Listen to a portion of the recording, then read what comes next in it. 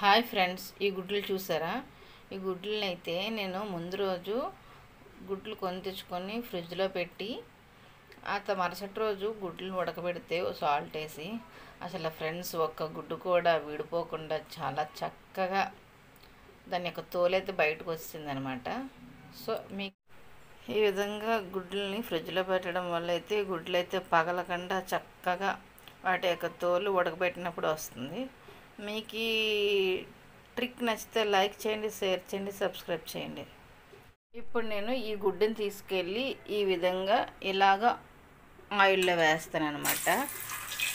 So ఈ oil ఏంటంటే ఇది ఆల్రెడీ ముందుగా పసుపు వేసిన ఆయిల్ అనమాట. పసుపు వేస్తే అలాగే గుడ్డుకి 2 చిల్లు పెడితే మట్టుగా గుడ్డు అనేది పేలకుండా ఆయిల్లో ఉంటుంది అనమాట. ఈ రకంగా గుడ్డుని అయితే వేపుతాను. గుడ్డుని వేపి గుడ్లు పులుసు పెట్టే అలవాటు ఎంతమందికి ఉందో కామెంట్ చేయండి ఫ్రెండ్స్. ఈ గుడ్లన్నీ కూడా వేపినవి. ఎలా వేపాను అనేది ముందుగానే చెప్పాను కదా, మళ్ళీ ఒకసారి చెప్తున్నానండి.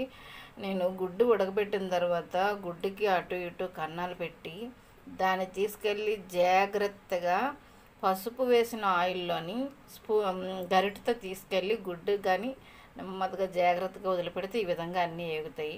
మా సైడ్ అయితే మట్టుగా గుడ్లు పులుసుకి గుడ్లు వేపుకొని గుడ్లు పులుసు పెడతారనమాట. సో నేను దానికోసం ఇవి రెడీ చేశాను.